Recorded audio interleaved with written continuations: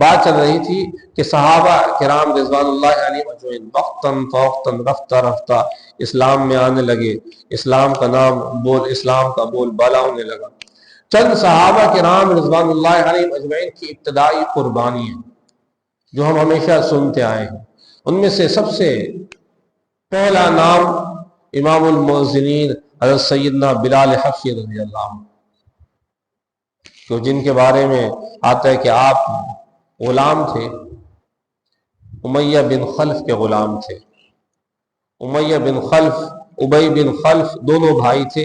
دونوں اسلام کے مخالفین میں سے۔ اور امیہ بن خلف نے دیکھا کہ حضرت بلال حبشی کا اسلام اس پر ظاہر ہو گیا کہ آپ مسلمان ہو، تو وہ کیا کرتا تھا، آپ کو انتظار کرتا جب دوپہر میں ریت بالکل دوپہر کا وقت بالکل تپش ہو جاتی،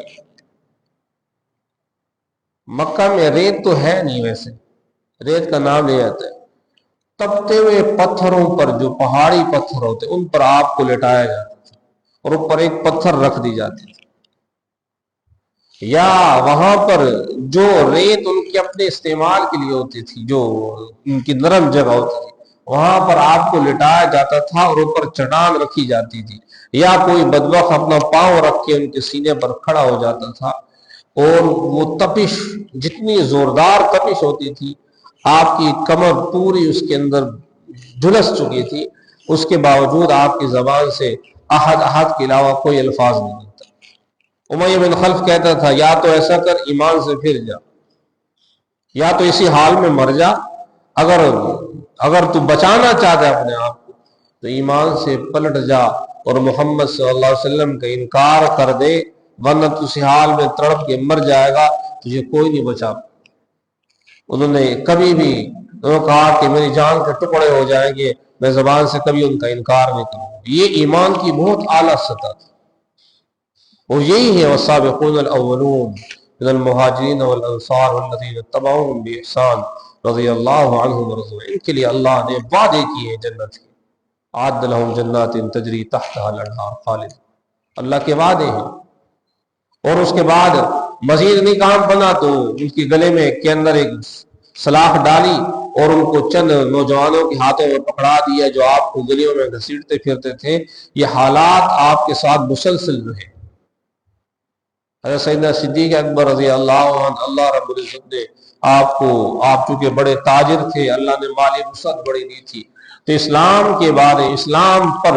ابتداء جس نے سب سے زیادہ خرچ کیا ہے وہ سیدنا صدیق اکبر رضی اللہ عنہ۔ کسی کو دیکھتے وہ مشکل کے اندر ہے، اس کو خرید کے آزاد کر دیتے۔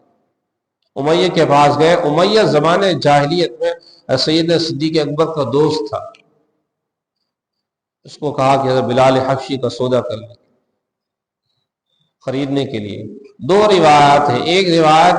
اس کی ذہن سے زیادہ، یعنی اگر آپ کی قیمت 3000 درہم تھی تو 30,000 درہم ادا کر کے حضرت سیدنا صدیق اکبر رضی اللہ عنہ نے آپ کو خریدا اور خرید کر آزاد کر دیا۔ اور دوسری ایک روایت یہ ہے کہ حضرت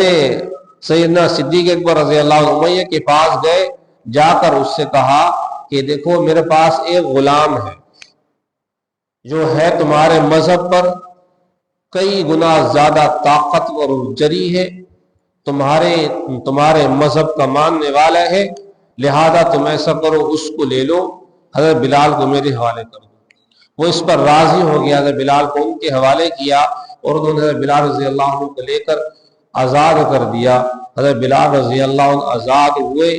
تو آپ کے دوسرے طالب علم جو آپ کے حلقے میں آئے، جو آپ صلی اللہ علیہ وسلم کے ساتھ جنہوں نے سفر، حضر، جنگ، جدل، امن، ہر حساب سے جنہوں نے حضور کا ساتھ نبھایا، یہاں تک کہ آپ نے ان کو اپنا سب سے بڑا عہدہ مؤذن رسول بنا دیا کہ مسجد نبوی کے اندر مدینہ میں آپ مؤذن کے عہدے پر مقرر، اور آپ مؤذن بھی صرف مسجد نبوی کے نہیں تھے، سفر کے، حضر کے، آپ کو کہیں جانا ہوتا حضرت بلال حبشی ساتھ ہوتے، پھر لشکر کی ہر وقت کی اذانیں آپ دیا کرتے تھے، نمازوں میں اقامت آپ کہا کرتے تھے، آپ کو مؤذن کا عہدہ ملا۔ اور آپ وہ صحابی ہیں جو حضور سے سچی دلی محبت جس کو کہتے ہیں عاشق نبی صاحب، وہ صحابہ میں سے۔ ان کا ایک واقعہ ہم نے ویسے ہی سنایا تھا، جب آپ کی موت کا وقت آیا، بڑا مشہور واقعہ، موت آپ کا انتقال ہونے لگا، حضرت عثمان غنی رضی اللہ عنہ کا دور تھا، آپ کا انتقال ہونے لگا تو چونکہ حضور کے وصال کے بعد حضرت بلال حبشی رضی اللہ عنہ مدینہ چھوڑ گئے تھے۔ مدینہ چھوڑنے کی وجوہات کیا تھی کہ مدینہ میں مسجد نبوی میں حضور کو دیکھتے نہیں تھے تو آپ سے بڑی بے چینی رہتی تھی، آپ روتے رہتے، آپ نے مدینہ چھوڑ دیا، گئے اس جنگ کے لشکر میں شامل ہو گئے اور اسی میں ہمیشہ شامل رہے۔ بعد میں کبھی تشریف لائے، حضرت حسنین کریمین نے آپ سے اذان کی فرمائش کی، تو اذان کی فرمائش کی تو آپ نے اذان دینے سے انکار کیا، لیکن ان کی فرمائش بڑھ گئی تو اذان دی۔ جب انہوں نے اذان دی تو مدینہ کی گلیوں میں ایک عجیب سما تھا، حضور کا دور سب کو یاد آ گیا، اور یہاں تک کہ گلیوں میں عورتیں روتی ہوئی نکل آئی۔ ظاہر ہے وہ وقت تھا جب بلال حبشی اذان دیتے تھے، حضور آ کر نماز پڑھایا کرتے تھے، نماز کے بعد آواز ہوتا، مدینہ کا ایک ماحول تھا، آپ کی محبت سب کے دلوں میں سما چکی تھی۔ جب حضور کے بعد گزر جانے کے بعد بلال حبشی نے اذان دی ہی نہیں، اور بڑے عرصے کے بعد اذان دی تو سب کو وہ زمانہ یاد آیا، سارے زار و قطار رونے لگے اور مدینہ کا عجب ماحول بن گیا۔ اس کے بعد دوبارہ آپ واپس چلے گئے، لشکروں میں رہے، اور اسی حال کے اندر کہیں دور کسی خیمے کے اندر آپ آرام فرما تھے کہ آپ کی موت کا وقت آ گیا، بستر مرگ پر تھے، آپ کا موت کا وقت آ گیا۔